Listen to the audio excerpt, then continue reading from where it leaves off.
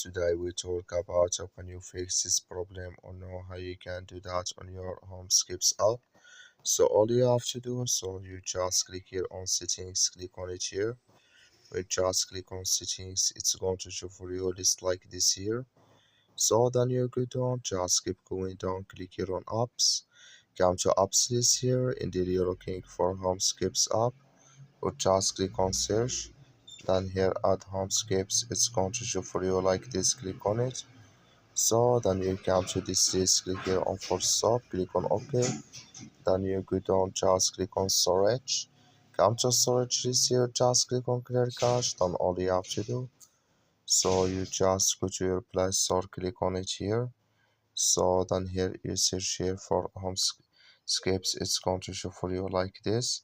You will find here if they click on it, then it's going to work with you. That's all you have to do. Thank you for watching. Don't forget to support us by liking, subscribe.